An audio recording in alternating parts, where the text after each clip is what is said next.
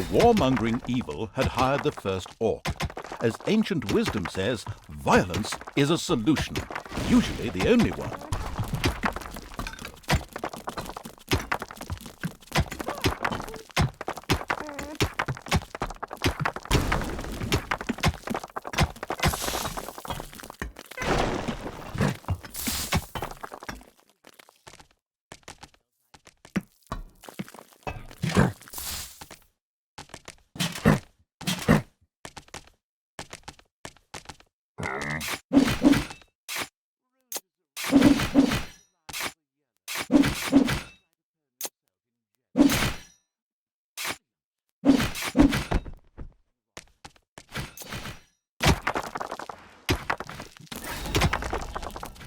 The time to attack appeared to be right.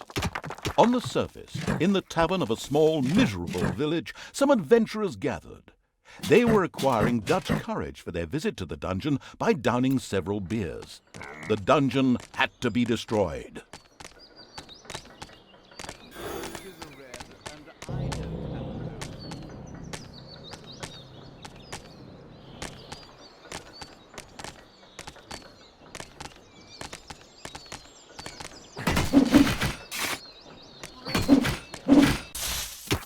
Payday!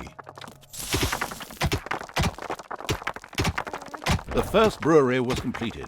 Soon beer would be flowing like a river, and an Oktoberfest atmosphere would pervade all.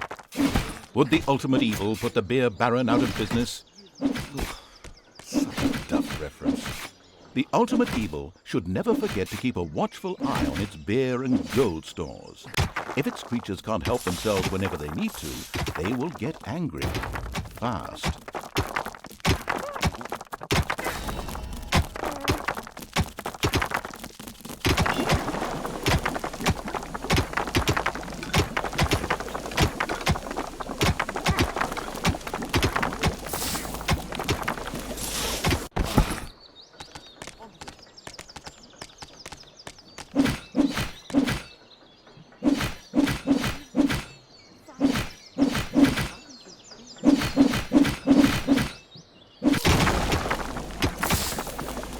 Ultimate evil slowly made itself cozy underground. Although this was a sensible decision, there was a large and lovely overworld out there. Just wait. A delicious rumble announced the fact that the village's last house had crashed to the ground. Ha!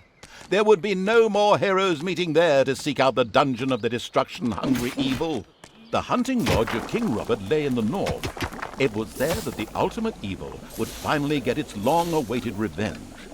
However, it looked pretty damn well guarded. Maybe it should first visit the cave to the west, inhabited by a clan of goblins, where the cunning evil could do a little negotiating.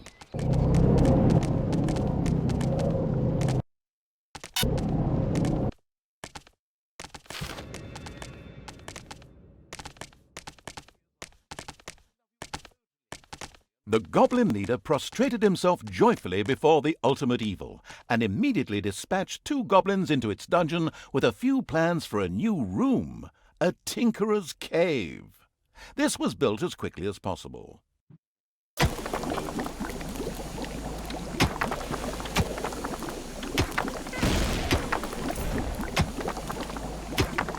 The tinkerer's cave was built.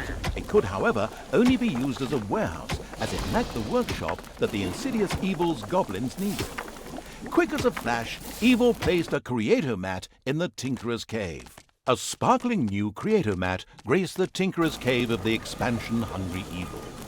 A goblin would be able to work well in here, producing toolboxes. A few of these boxes would now be needed in order to invent a trap. The moody evil waited patiently.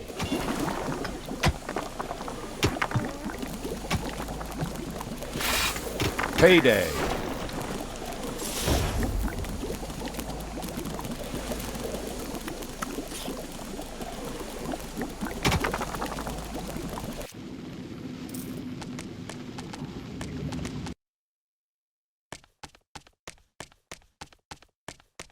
Did you know that Realm Forge Studios has brought out some other successful games? You should at least buy and play Dungeons and Seville. Talk about pathetic, surreptitious advertising. That'll make you vomit.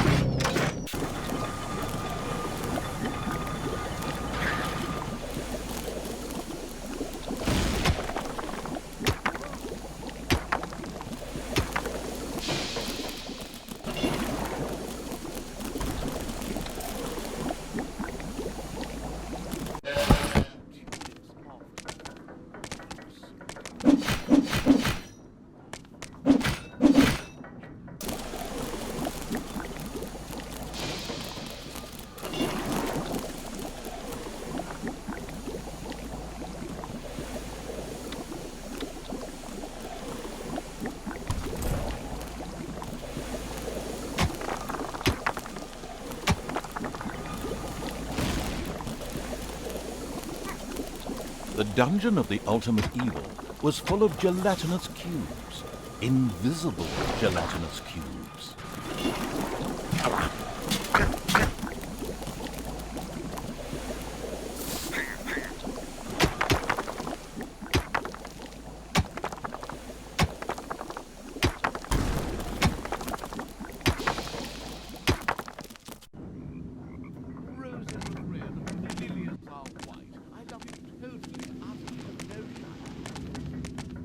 As cowardly as the goblins were, their creativity more than made up for this. They proudly presented the treacherous evil with their plan for a devious trap. With a silent, evil cackle, it quickly buckled down to setting the trap.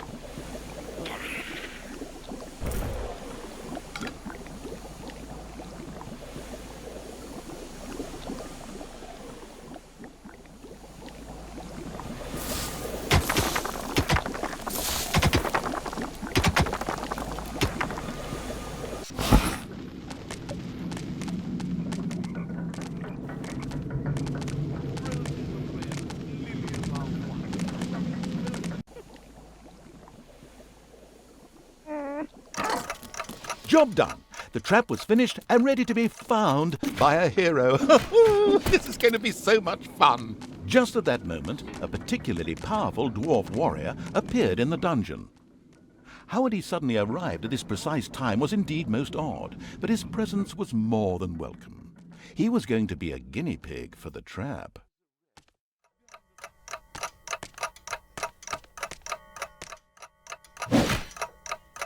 Even this strong dwarf warrior didn't stand a chance against the treacherous traps and powerful monsters of the invincible evil. He bit the dust. So much for a game of dwarves. The dungeon's defenses were now clearly much improved, but the hunting lodge still remained well protected and impregnable. There was nothing that the ultimate evil could do. The task was impossible. So the evil withdrew, bent and broken, let feelings of revenge ebb away, and instead took up looking after those cute, teeny-weeny trees. What are they called again? Bonsai, yes, that's it. Yes. Pretty unsatisfactory, huh? Of course, that wasn't the end. In reality, the indefatigable evil paid the goblin cave another little visit. The goblin leader would hopefully spit out something useful after a few more slabs.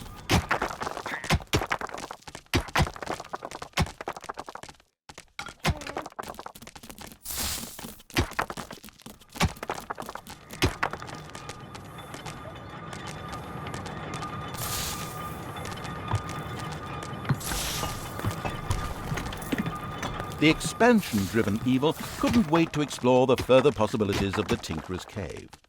In particular, a hospital seemed a useful way to cure its ailing units. It set about asking for this to be researched.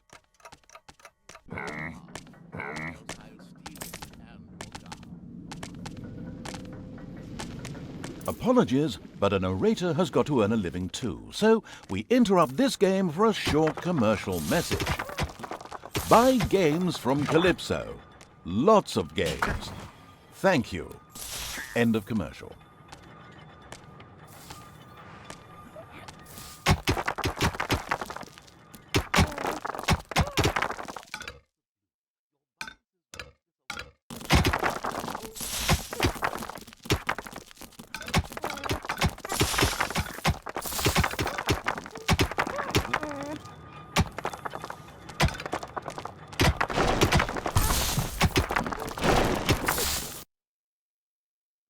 The charitable evil had researched the hospital. This would enable its units to quickly recover from their injuries, once it had been built, that is. A few hard slaps were enough to motivate the leader of the goblins to help the ultimate evil. As it transpired, there was an old tunnel which had been previously used as an escape route.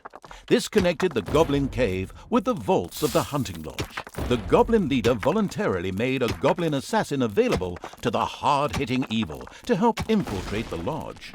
The caring evil had good-naturedly built a hospital for its suffering creatures. It, however, still lacked a hospital bed.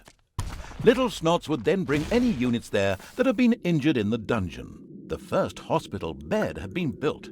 Wounded units could now be healed in the hospital.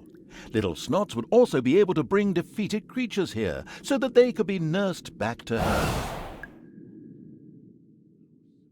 Despite the powerful invisibility skill, it was advisable for the ultimate evil to be cautious. Some opponents had such highly trained observation skills that they were actually able to see invisible units. A horrified expression crossed the ultimate evil's face when a locked door prevented the assassin from progressing.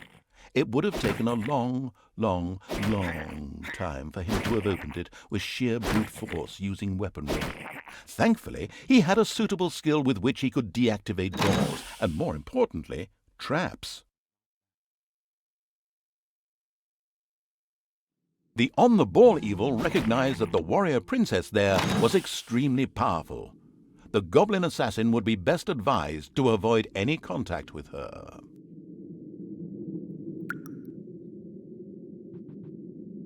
It's payday.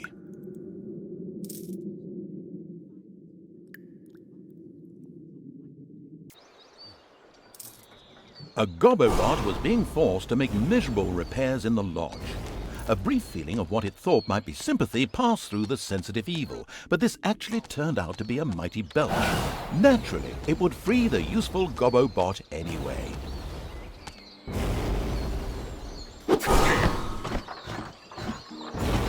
Your throne room is under attack.